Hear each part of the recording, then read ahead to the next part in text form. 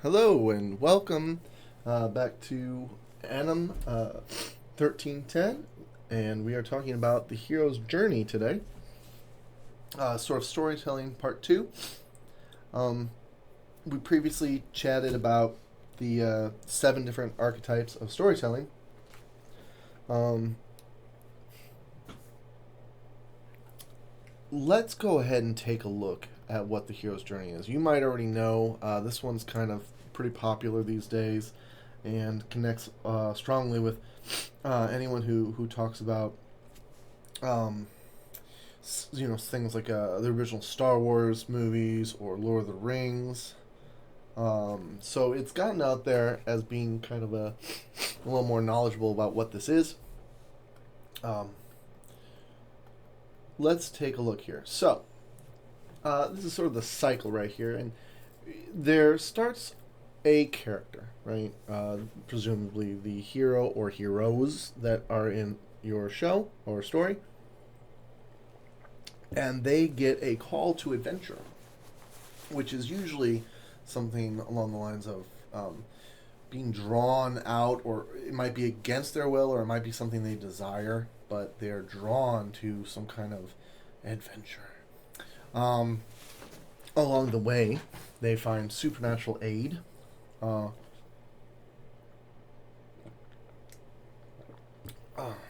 that's well, let's use Lord of the Rings because it's a very kind of a very perfect example. I think I have some more aspects to it, right?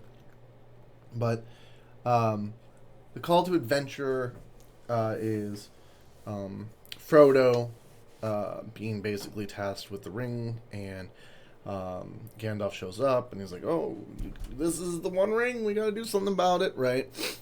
And Frodo gains supernatural aid through both knowing Gandalf and having the ring. And he travels, and he leaves, and at first the call to adventure is just sort of this: I'm going to go and travel to Elrond and turn over the ring. And then he gets the threshold or guardians, and it's sort of the beginning of transformation. So the threshold is sort of that point where you're starting to understand sort of changes or adjustments. In this case, it's kind of a by the time Frodo reaches the prancing pony, in the town, the human town, he's already kind of like evaded like supernatural creatures, and he's kind of like out there, and he's starting to turn from just sort of someone sitting at home drinking ale and gardening or whatever he does, right, to someone who's like, oh my goodness, this is kind of serious, there's creatures chasing me.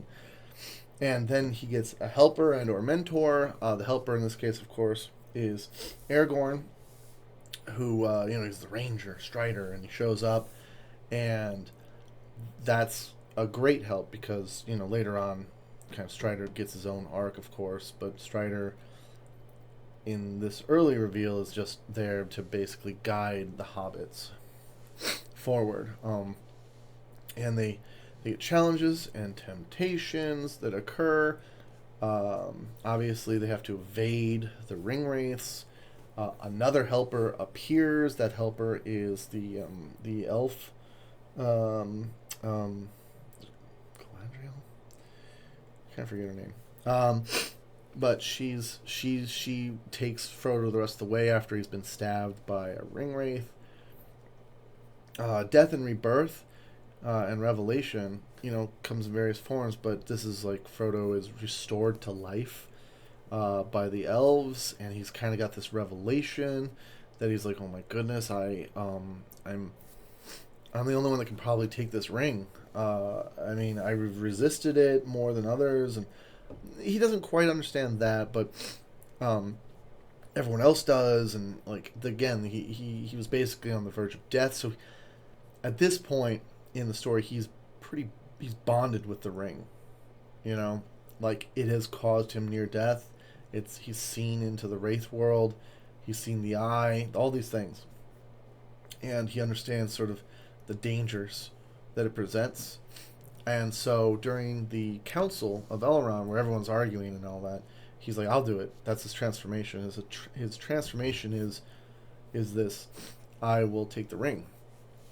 And since it's a three-part story, you don't quite see the atonement and the return. You can see a minor atonement in that he leaves his friends, because he's like, I don't want to see them. I don't want to see them die. You see a gift of the goddess kind of thing, where Galadriel, the elf queen, gives them. That's the first one, right? It might be the second one I'm thinking though. You don't quite see a fulfilling of the hero's journey in Lord of the Rings because of obviously it's a three-part, and you can. So you don't quite see in the final aspect the return of Frodo is that he has changed. He's severely changed when he returns home, and that's why he has to go off to the silver, whatever they call it, the afterlife with the elves. So, common tropes. So first studied in depth by anthropologist Edward Taylor. He made observations of common patterns in heroic storytelling. A hero ventures forth from the world of common day into a region of supernatural wonder. Fabulous forces are there encountered, and a decisive victory is won. The hero comes back from this mysterious adventure with power to bestow boons on his fellow man. In Lord of the Rings, Frodo eventually comes back and he bestows peace upon all of the other hobbits, peace upon all of the people of Middle-earth, right? So, known world and call to adventure. An ordinary world hears the call to adventure from within or from an outside source. This can be a literal call or a metaphorical one. It can even be something from nature or just an inescapable occurrence. Sometimes it's called fate. This is sometimes followed with a refusal to help. Name a few. There's a YouTube clip here, which I don't remember what it is exactly, but you should take a peek. Feel free to go take a look at those. The supernatural aid, some power gift of otherworldly nature is handed out to the hero, something that sets them apart as a chosen one or special, and somehow. How many stories use this tactic, do you think? Take a moment and consider. The threshold. Hero begins to use the power, or they find themselves the strength to push forward, and thus begin their transformation as something more than what they were. This is also called an arc in most stories with a protagonist. Character development, as it were. Something that maybe arguably is missing from a lot of movies these days. That's why people complain so much about modern day movies like Star Wars and such, because you're missing that arc. If there's nowhere... So this threshold's important, is the point. If there's nowhere for a character to develop to, or nowhere for someone to grow into, so if you just take, a lot of people say like Rey from the new Star Wars is kind of a Mary Sue, and that's because at no point does she really have any difficult situation arise, and she doesn't really change by the end any more than she was. I mean, she starts without force powers, and by the end of the series she has force powers. Even by the second movie, even she's like, I can lift all these rocks, and it's like, well, why, how? And it's sort of like, because I figured I could, and that's why it's always compared to, say, like old Luke Skywalker. Like when Luke Skywalker was young and he had to go visit Yoda, he had to work a lot just to focus and lift a few like smaller rocks, right? And the point of that is that we all struggle to achieve things in life, right? We all have to work pretty hard to, say, learn 3D animation. It's not easy. It takes a lot of work. And if someone just came along and was like, oh, I just do it. I just know how to do it. You're like, what? How is that possible? And there's always a sense in people that person is kind of cheating or maybe gosh, I'm envious of how easy it is for them, but in truth things usually are not easy. Most people are not just born with like a natural incredible talent. I mean, you might have factors that work in your benefit. But then again, in Star Wars, when you're looking at someone like Rey, what is working to her benefit? She was raised as an orphan on a planet that hates her in the desert, yet she still knows how to like sail a ship on an ocean, right? There's a point where she has to sail a ship. She's never left the planet, but she knows how to fly a spaceship, right? Like, where's she getting all of her skills from? Why can she do those things? And maybe there would have been a reason, but like Ryan Johnson decided to just nip it in the bud. So the problem with that character is then you're denied an arc that is enjoyable to watch. You want to see people grow and develop so that you can root for them. Like, people don't just immediately have skills. Now, maybe they do. There are some cases where that works and there's not an arc, but then the argument might be you're not making a particular arc for that character. So let's say we compare it with there's this classic show that jumps to mind, Vampire Hunter D, Bloodlust. It's an anime. It's very interesting.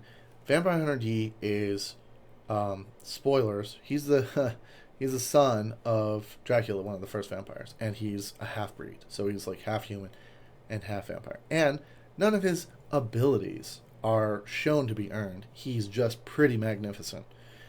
But that's because he is a stoic, paragon character, and you just open up with him being very good.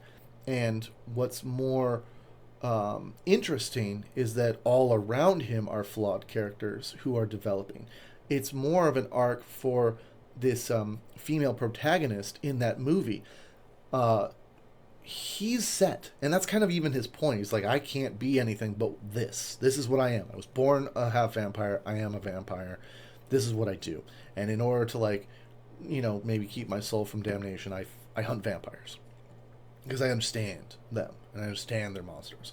And so there's this human who's like, I want to be a vampire hunter and become a monster hunter and be a monster myself. And he's like, well, you have a choice. You have a choice to not be. You can be whatever you want. And so her arc is developing and recognizing her humanity. And so she has the arc. And it's much more interesting to see how people around him develop. Because there's other characters that refuse to change and they just fall to death. And, it's way more interesting. And so he's more of it's kind of like a narrator of other people's lives as he goes through, right? It's kind of similar with V for Vendetta, for example. Like, V is already a character. He's already a superhero, quote unquote, or whatever, and he doesn't really change. So it's more of the development of like Evie, the character. So you see sometimes what seems like a main character or a hero isn't necessarily the character. There's going to be someone, a good story will put an arc to someone nearby who's maybe learning from them or observing them, right? But at any rate, you want that arc. You want an arc. And how this relates to us and our characters is that if you go on to make any kind of short stories, you want to have something like that. You want some kind of growth and development. Even if it's a very simple little short story, you need to have some sort of development that happens for people to kind of enjoy it. Otherwise, you're just sort of making a visual demonstration that's just there for eye candy, right? Challenges and temptations. At this point, almost all heroes have some mentor or wise helper, as well as a few other friends or companions that work to overcome some issues on their journey. Challenges to overcome and temptations to avoid that would make the quest or plot fall into ruin, right? So you need something that stands in the way of a character, and if the challenges aren't challenging enough, then then it just feels like you're kind of just moving from scene to scene in a movie, and you get to the end of the movie and you're like, I don't even know what they were doing. They just sort of followed a trail. It's like they were just on a hike through the woods and they got to the end of the hike and they're like, well, there it was. And you're like, well, what happened? And you're like, I don't know. I walked through the woods. It was nice. You're like, but was there any excitement? No, it was very relaxing, or it was very boring, so. The abyss, the lowest of moments, the death and rebirth of the hero. This happens a lot. This is pretty common. The whole low point of the movie. Characters are doing this. Friends have left because they insulted them or something happens. And then they got to kind of make their way back up. in order to kind of see, and that's the transformation. They're pushed with a new understanding and power to make changes, and atonement, where they have to basically right a wrong that they might have done, or show their friends that they were wrong in what they did and prove themselves. The gift of the goddess, and then the return. This idea that hero does gain some kind of knowledge or favor or gift from outside of themselves and are enlightened, and they realize they must return to a normal life and give this back to others. So it's kind of metaphorical. It can be like in a fantasy or something. It can be very realistic, but this idea is that your main character learns something, and if you want to complete the hero's quest, the cycle, they usually return back to once they started in order to basically like, hey, I've saved this. I've saved people. Now, this isn't always the case.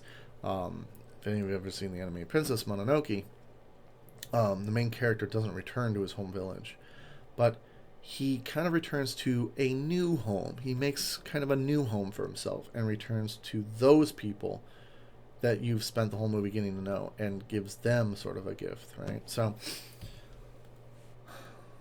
and then here's a fun little, I suggest you look through this and read it yourself. I have, obviously, the PDF is up and you can go see it.